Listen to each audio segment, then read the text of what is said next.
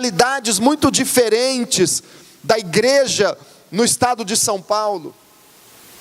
E onde eu tenho ido, onde Deus tem nos dado a oportunidade de ir no Brasil ou até em outros países, nós temos visitado as igrejas e nós temos visto realmente uma realidade distinta entre algumas igrejas e outras igrejas. Algumas vezes vemos a realidade de uma igreja desanimada, fria, estagnada, morna, sem paixão, sem vida, sem ânimo para avançar, quase morrendo. Nós lemos noticiários e vemos estatísticas de muitos países onde o cristianismo está se esfriando e as igrejas diminuindo e até fechando templos. Alguns países onde haviam templos enormes, hoje esses templos foram fechados e a igreja vai esfriando até morrer. Mas paralelamente a essa realidade, nós vemos uma outra realidade caminhando junto.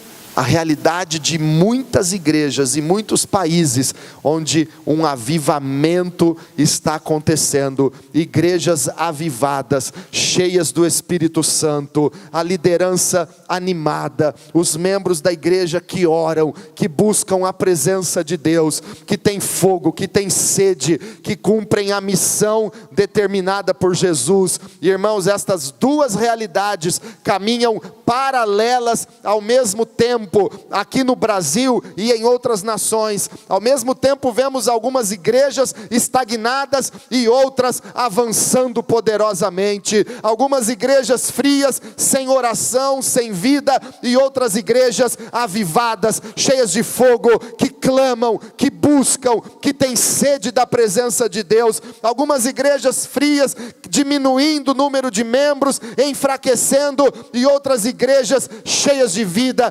ganhando pessoas para Jesus, batizando, consolidando vidas, fazendo discípulos e preparando um povo forte para as moradas eternas da glória. Qual é a sua realidade? Porque isso começa dentro de nós. Avivamento não é você esperar algo acontecer ao teu lado. Avivamento é você desejar o fogo do Espírito ardendo dentro de você. Essa realidade caminha paralelamente. Jesus deixou claro em Mateus 25, quando ele contou uma parábola das 10 virgens. Quem já leu a parábola das 10 virgens? 5 virgens prudentes tinham a lâmpada acesa, a lamparina acesa, e tinham azeite reservado para abastecer a lamparina e o azeite não acabar, o fogo não apagar, a luz não apagar. As outras 5 virgens, loucas, insensatas, tinham um pouquinho de azeite, mas não se preocuparam em ter mais azeite para manter acesa a lâmpada e o fogo. E o noivo demorou para chegar, porque o dia e a hora que Jesus vai voltar ninguém sabe. O noivo demorou para vir. Aquelas 5 virgens loucas, que só tinham um pouquinho de azeite, o fogo foi se apagando. Quando o sinal foi dado e o noivo estava vindo, a lâmpada delas estava apagada, estava se apagando e elas não tinham azeite. As outras 5, prudentes, perseverantes, avivadas, que não tinham falta de óleo. Olha aqui para mim, está faltando óleo na sua botija? Está faltando óleo na sua lâmpada? Cuidado! Aquelas 5 virgens prudentes que tinham azeite, abasteceram as suas lâmpadas, o fogo não apagou, a luz não deixou de brilhar. Quando o noivo chegou, elas entraram ao encontro do noivo, e as outras 5 ficaram de fora. Essa parábola fala da igreja. a noiva, a virgem que espera a chegada do noivo, Jesus. E essas duas realidades caminham lado a lado. Alguns na igreja têm azeite, tem fogo, tem luz brilhando, tem avivamento dentro de si. Avivamento é dentro de você. Quem tem avivamento, quem tem fogo, diga assim comigo: avivamento é aqui dentro, é dentro de mim. Irmãos, quem tem avivamento, fogo queimando, luz brilhando, ele é cheio de vida, cheio do Espírito Santo. Ele não está esperando algo exterior, ele está buscando algo interior, no seu coração. Ele não está olhando se há sinais de avivamento ali fora, ele está olhando para o que já está ardendo e queimando aqui dentro. Ele é cheio do Espírito Santo. Tem azeite. Agora, o que não tem azeite, o que não tem o fogo queimando, a luz acesa, ele fica procurando um sinal externo, ele fica correndo atrás dos outros dizendo: me empresta um pouquinho do teu azeite. Quem recorre, quem espera algo dos outros, quem fica olhando ao redor para ver se tem azeite, é porque está faltando azeite na sua lâmpada. Deus está te dizendo: igreja, se prepare, porque o noivo está chegando, e quem não tem azeite, vai ficar de fora. É isso que nós estamos buscando. O propósito do nosso jejum, irmãos, não é bênção material, apesar de que Deus é poderoso para dar bênçãos materiais. O propósito deste nosso jejum não é bênçãos físicas, curas ou milagres físicos, apesar de que Jesus é o mesmo ontem, hoje e eternamente, e Ele cura, Ele liberta, Ele faz maravilhas, sim. Mas o propósito do nosso jejum é aqui dentro. É avivamento. O que está faltando? Pergunte para você: o que está faltando na sua vida? Pergunte para alguém do seu lado: o que está faltando na sua vida? Para você ser completo. Irmãos, vamos ler Atos capítulo 2. Atos dos Apóstolos capítulo 2. Versículo 1 em diante. Atos 2, verso 1 em diante. Chegando o dia de...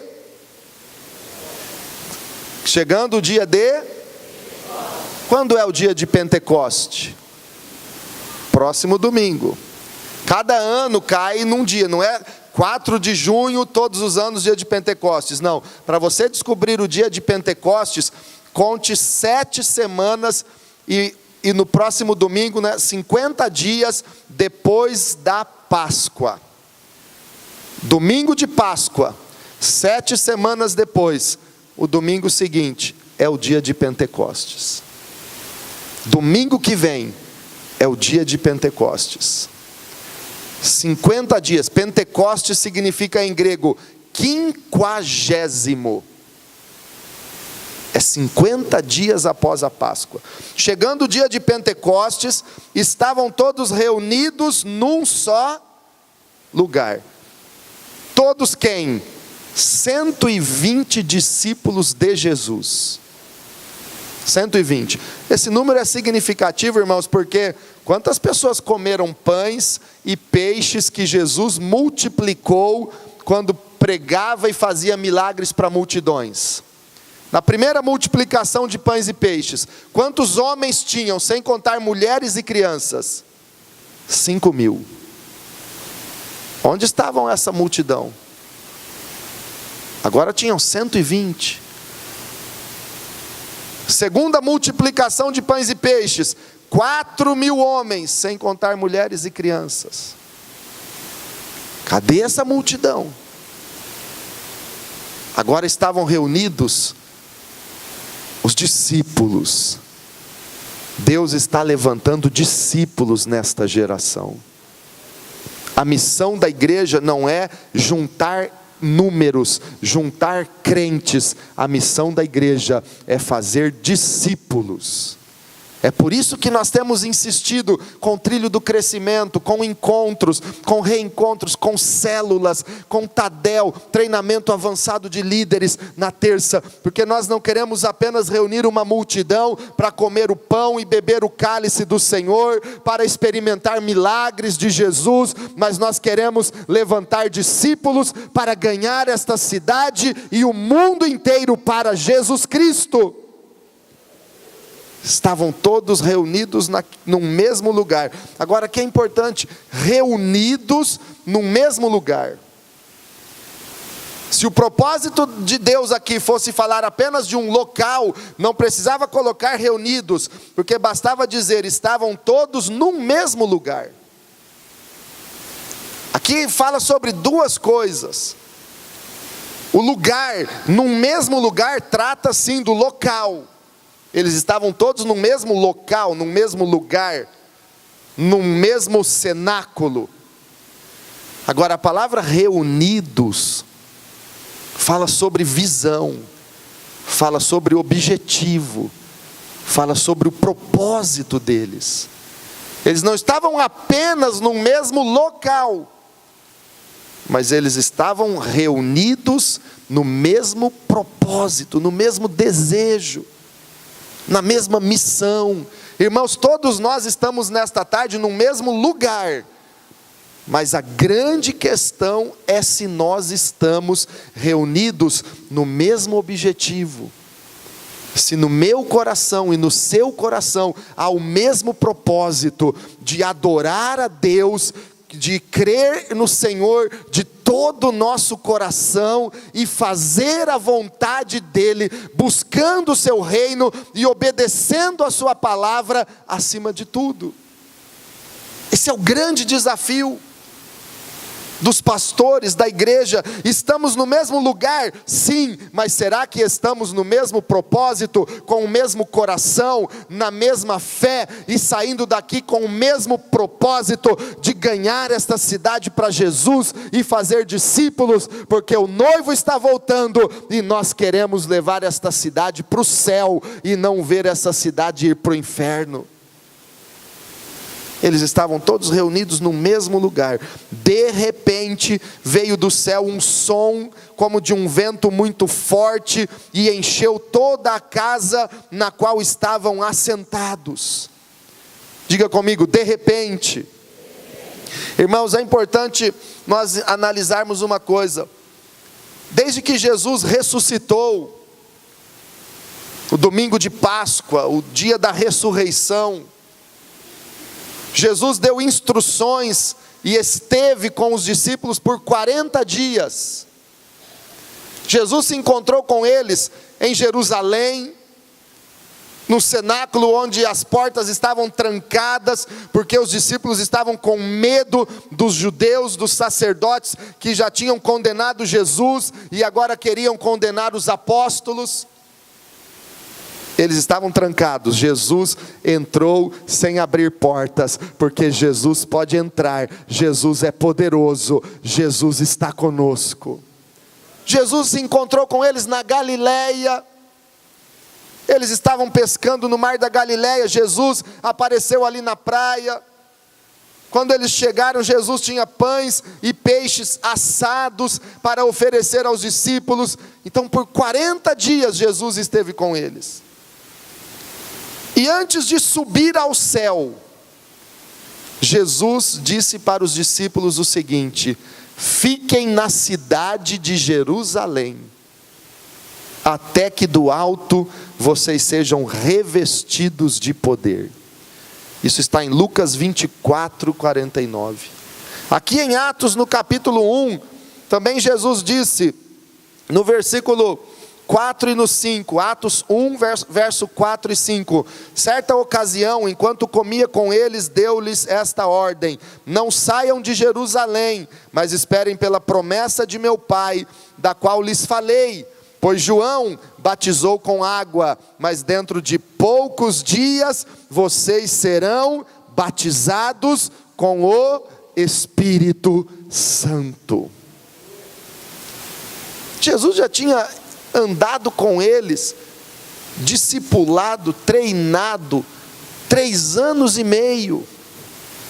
3 anos e meio de treinamento intensivo, dia e noite com Jesus, Gilberto. Tremendo.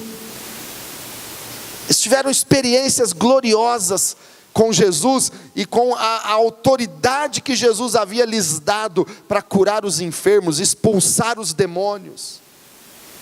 Jesus morreu na cruz, ressuscitou e ainda reuniu-se com eles 40 dias, ensinando, falando, mostrando a verdade. 40 dias. Agora Jesus diz para eles: ainda falta uma coisa. Ei, falta uma coisa para vocês.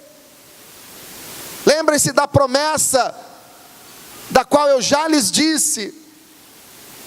Talvez alguém mais esquecidinho, porque sempre tem algumas pessoas na igreja que ouvem, mas se esquecem. Sempre tem alguns discípulos que parecem que ouvem, escutam, Deus fala, refala, a palavra é pregada, repregada, mas sempre tem alguns que se dizem mal entendidos, esquecidos, e nunca ouviram, não sabem, eu não sei.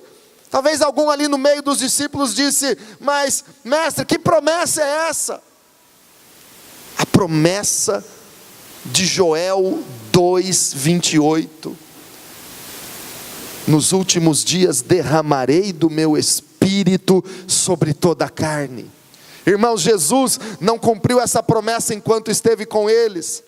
Jesus curou enfermos, ressuscitou mortos, levantou paralíticos, ensinou e falou sobre o reino de Deus, mas Jesus não cumpriu em seu ministério na terra a promessa de batizá-los com o Espírito Santo. Jesus disse para eles: esperem, porque ainda falta algo que eu vou fazer na vossa vida.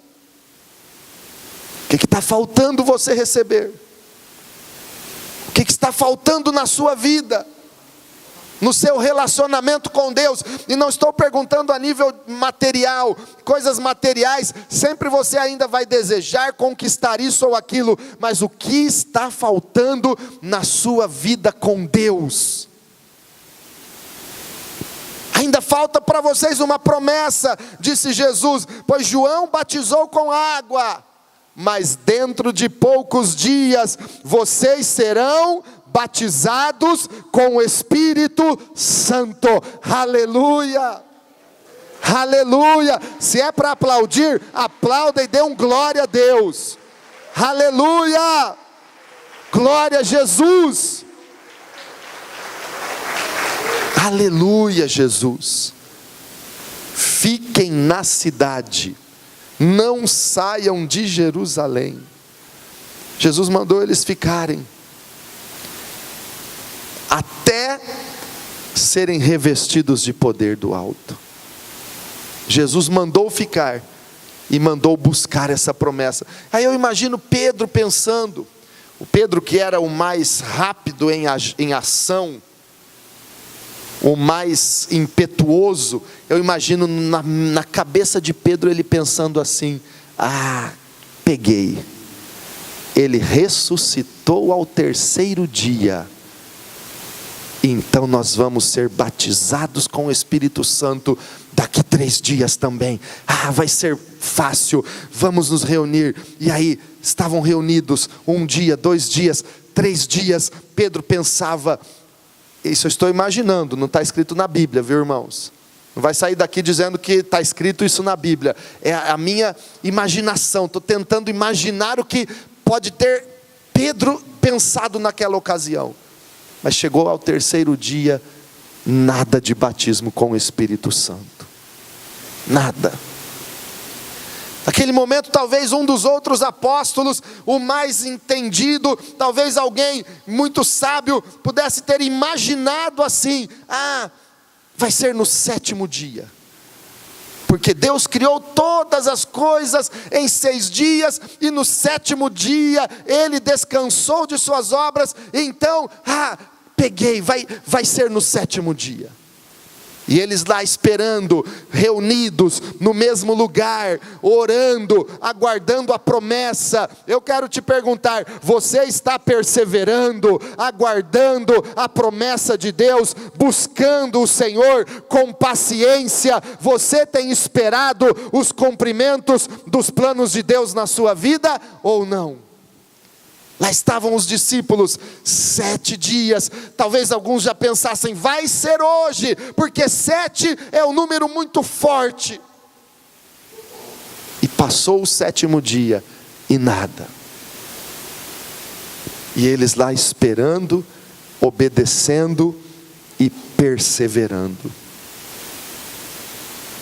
Quando eles foram batizados no Espírito Santo? No 10º dia.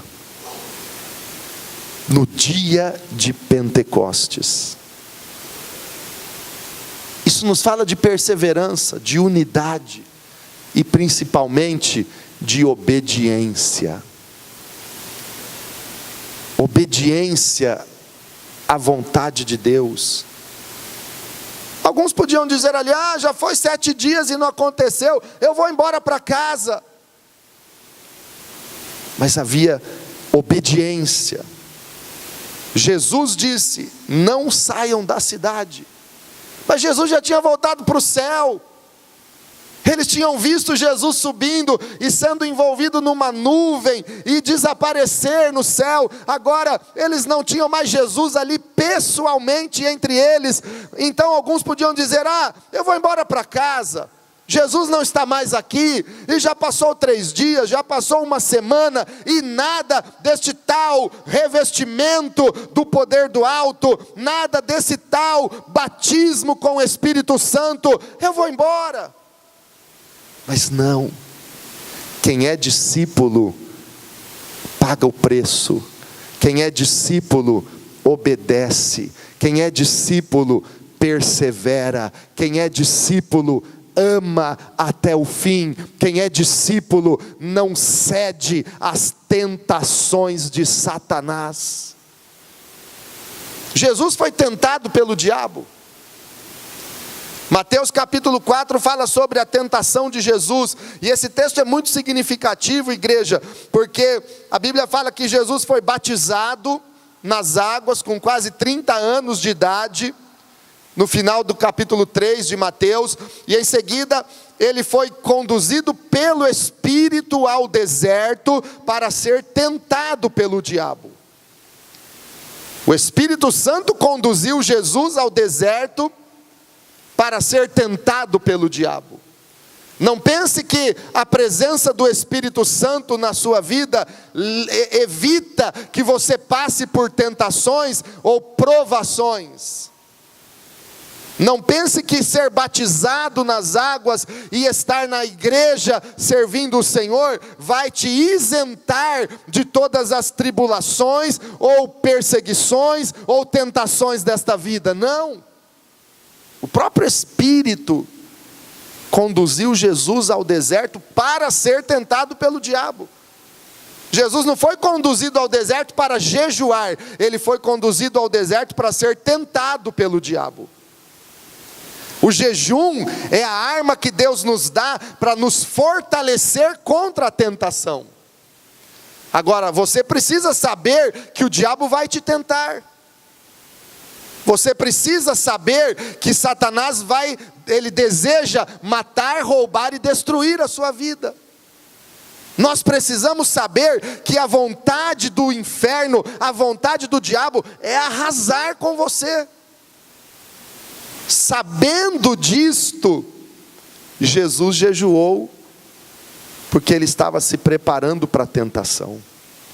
Você tem jejuado para se preparar para o dia mau?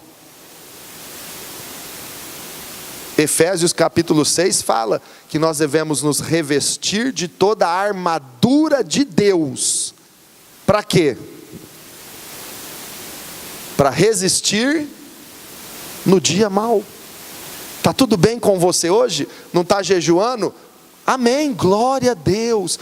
Quando vier o dia mau, você está preparado para resistir?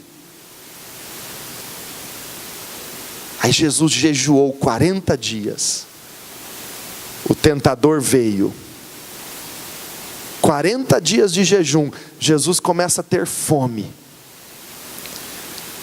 O diabo aparece e diz assim: se tu és o Filho de Deus, transforme estas pedras em pães e coma.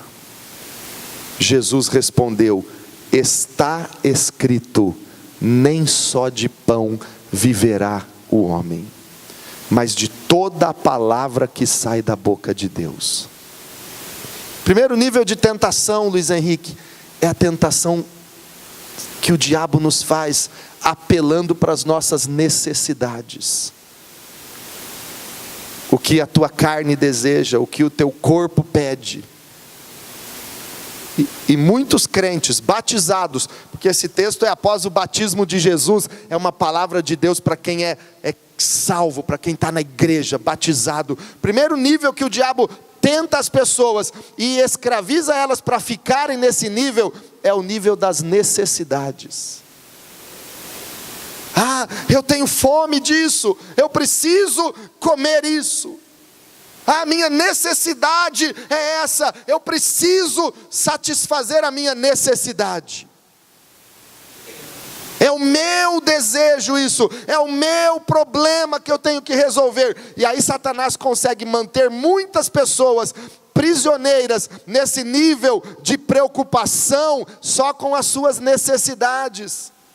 Irmãos, quantas pessoas batizadas que um dia disseram: Jesus Cristo é o meu Senhor, não obedecem à sua vontade, porque dizem alguma coisa mais ou menos assim: ah, eu tenho que cumprir a minha obrigação primeiro, eu não tenho tempo para me envolver na igreja, eu não tenho tempo para me envolver na célula, no ministério, porque eu tenho que trabalhar, porque se eu não trabalhar, quem vai pôr comida dentro de casa? Eu quero te dizer que quem põe comida na tua casa não é o teu trabalho, o teu dinheiro, é o Senhor, o teu pastor, que nada tem deixado faltar, é o Senhor que te dá o pão de cada dia.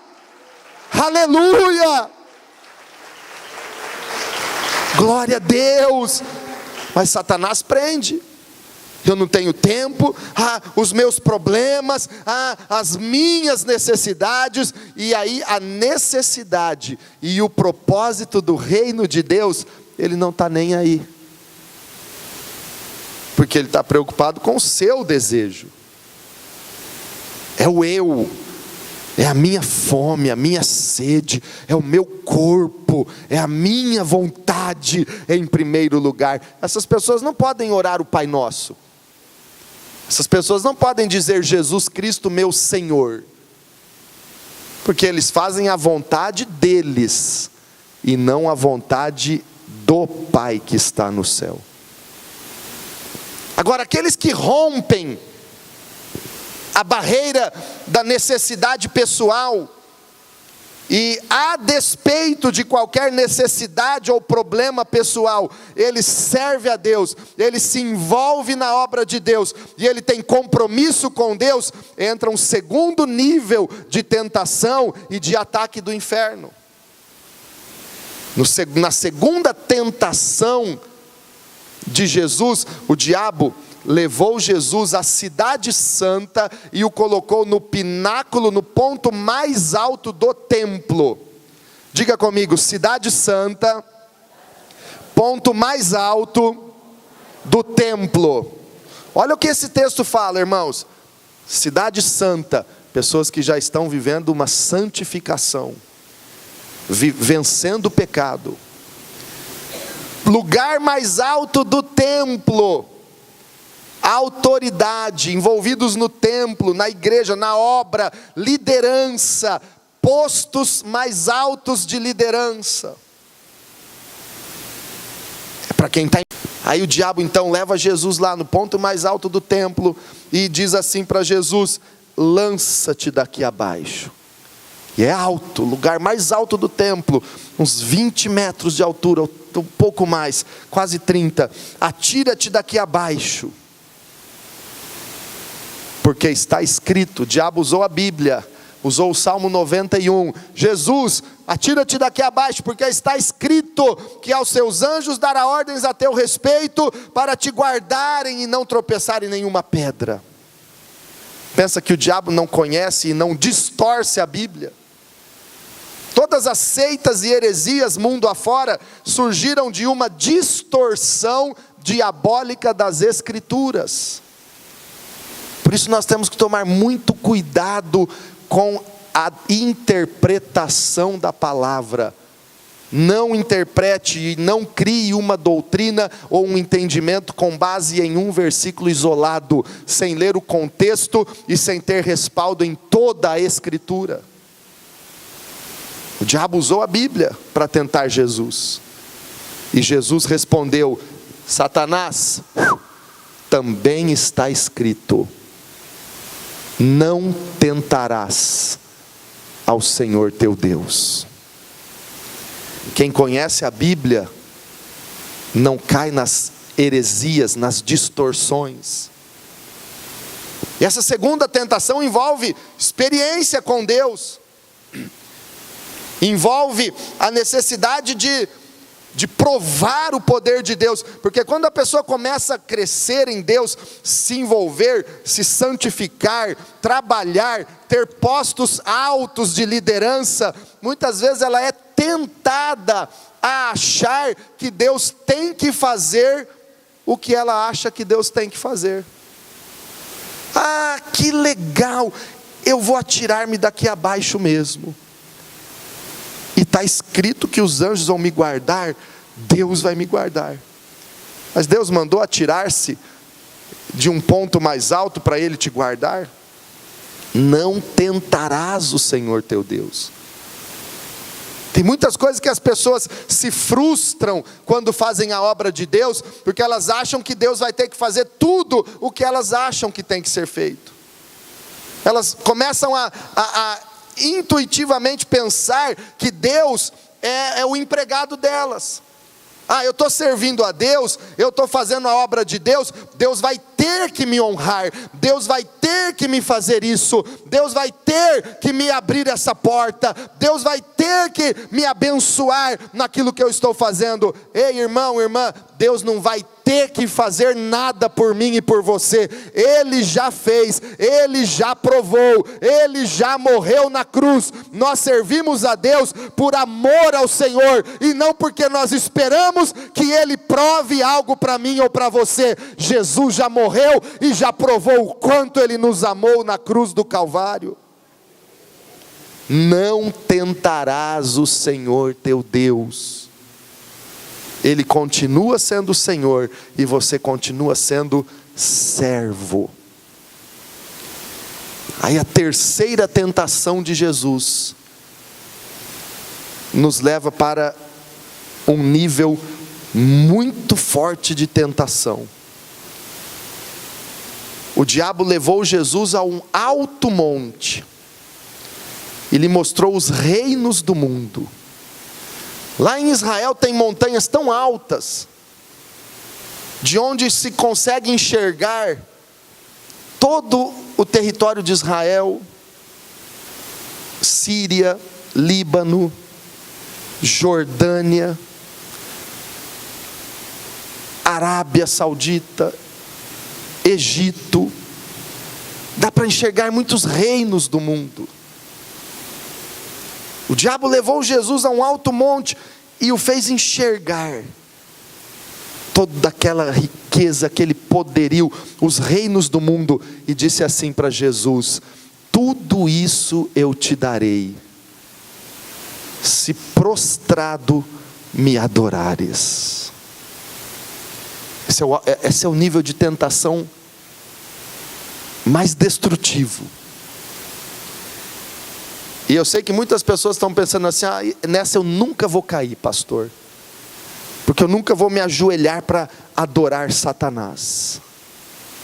Nessa eu nunca vou cair, porque eu não me ajoelho diante de uma estátua, diante de uma imagem de idolatria, jamais, eu não caio nessa, essa para mim é canja. Preste atenção, muitos já caíram sem saber, muitos já caíram nessa tentação e nem sabem disso, porque a resposta de Jesus nos mostra como não cair nessa tentação. Jesus disse assim: retira-te, Satanás, pois está escrito, ao Senhor teu Deus adorarás, e só a Ele servirás. Diga comigo, ao Senhor meu Deus, mas fale mais forte realmente, ao Senhor meu Deus, eu adorarei, e só a Ele eu servirei. Olha o que Jesus disse: ao Senhor teu Deus adorarás e só a Ele servirás. Adorar e servir a Deus estão intimamente ligados. É impossível dizer que adora a Deus quando não serve ao Senhor, quando não se obedece ao Senhor. Adoração está muito ligada na Bíblia à obediência. Adoração não está ligado a cânticos. Cantar a Deus não significa adorá-lo. Nós podemos ser um adorador e expressar a nossa vida de adoração também num cântico, mas adoração é obediência. Isso é adoração. Abraão adorou a Deus quando ele obedeceu o Senhor e ia sacrificar Isaque em holocausto. A Bíblia chama esse ato de Abraão de obediência, a Bíblia chama isso de adoração. Abraão subiu para adorar a Deus. A obediência é adoração. Ao Senhor teu Deus adorarás e só a Ele servirás. Agora olha aqui, o diabo talvez não conseguiu e nunca vai conseguir fazer você dobrar o teu joelho diante dele e adorá-lo, porque você sabe que Ele não é Deus e que Ele não é digno de adoração, e muito pelo contrário, Ele é abominável e detestável pela igreja. Mas sabe o que Satanás tem conseguido? Ele tem conseguido tirar de muitos cristãos e impedi-los de adorar e servir a Deus. Ele tem roubado isso da igreja. E quando eu digo igreja, eu digo eu e você, pessoas. Ele não tem conseguido fazer com que nós dobremos os nossos joelhos para adorá-lo, mas Ele conseguiu o que Ele desejava: tirar a adoração de quem é digno de adoração. Ele conseguiu impedir que a igreja realmente sirva ao Senhor, porque muitas pessoas na igreja dão uma desculpa: eu não posso servir a Deus porque eu não tenho tempo. Eu não estou mais conseguindo servir a Deus porque está difícil. Não tem mais prazer em servir. Não é mais adoração, porque se tornou obrigação. O serviço, ele só é agradável a Deus. O ministério, quando nós servimos a Cristo na igreja, na sua obra, só é agradável a Deus quando é um ato de adoração, quando é um ato gerado por prazer em servir ao Senhor. Mas Satanás consegue roubar isso, fazendo as pessoas se sentirem assim: está difícil demais liderar uma célula, é muito pesado, eu tenho que ir na igreja tantas vezes por semana, eu tenho que estar na célula, olha, eu não tenho mais tempo nem para mim, agora eu vou ter que morar na igreja. Você já escutou frases assim? Você vai morar na igreja agora? Irmãos, quem está pensando isso não sabe o que é igreja. Deus não quer que você more na igreja, porque você é a igreja.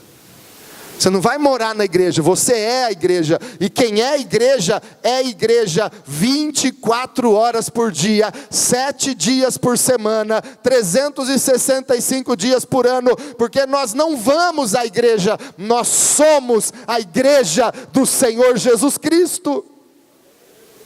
Mas Satanás rouba isso. Aí, estar no culto é uma obrigação. Onde está o Salmo 122 na vida de quem diz assim: eu tenho que voltar à igreja hoje?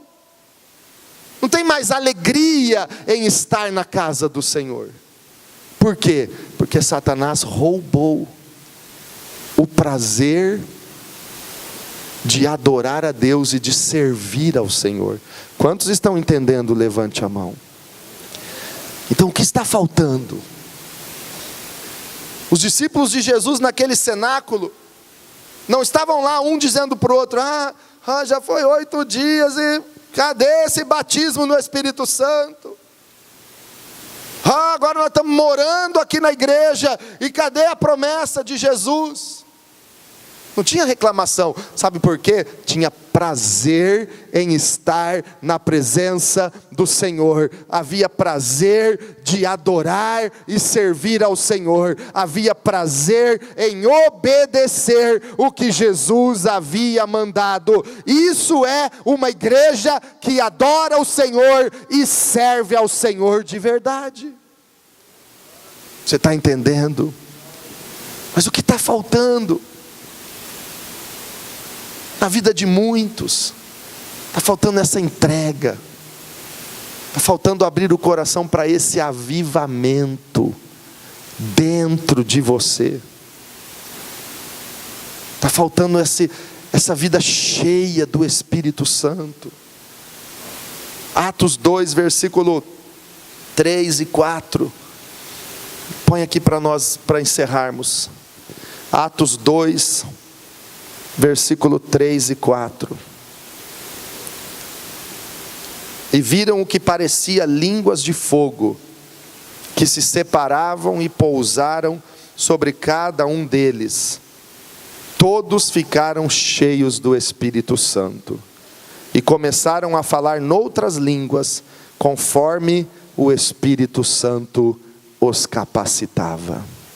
Fica de pé. Quantos foram cheios do Espírito Santo? Quantos? Todos. É por isso que todos estavam reunidos no mesmo lugar. Eles não estavam apenas no mesmo lugar, eles estavam na mesma fé e na mesma sede. Você tem sede por avivamento? Você quer ser cheio do Espírito Santo mesmo? Todos foram cheios do Espírito Santo. Irmãos, avivamento é ser cheio. Plenitude de Deus significa ser cheio, completamente cheio. Olha aqui para mim, quase cheio é cheio. Quase cheio não é ser cheio. Será que está faltando um pouquinho ainda para você ser cheio? Então está faltando. Meio não é cheio. Deus quer nos encher. Deus quer derramar um avivamento. Deus quer conceder a plenitude. Mas você tem que querer. E você tem que estar aberto dizendo: Jesus, eu quero óleo para manter o fogo aceso na minha lâmpada, para que a minha luz possa brilhar, Jesus. Eu quero. É o que Jesus mais quer, irmãos. Mas a pergunta é se você está aberto e desejando. Você quer se entregar de todo o coração, alma, com todo o seu desejo ao Senhor? Você quer realmente um avivamento? Ou você está olhando para ver se a lâmpada dos outros está acesa e se alguém tem óleo para te emprestar? Me empresta um pouco de óleo, que o meu azeite está acabando. Naquele texto, a Bíblia diz que aquelas virgens disseram para as outras: vão aos que vendem e comprem óleo. Vai comprar o azeite. Vai comprar o azeite. Sabe o que Jesus está te dizendo? Vá comprar o azeite. Pague o preço para ter o azeite na tua lâmpada. Oração, jejum, entrega, serviço. Sirva ao Senhor de todo o teu coração. Se você deseja se entregar ao Senhor e ser cheio, se você está quase cheio, ainda não é o suficiente. Nós vamos começar a cantar. E se você quer sair daqui hoje cheio do Espírito, se você quer ter uma semana realmente de avivamento, e encerrar o jejum domingo que vem, experimentando um Pentecostes na tua vida, enquanto nós cantamos, você vai sair do teu lugar e vai vir aqui para o altar. Aleluia.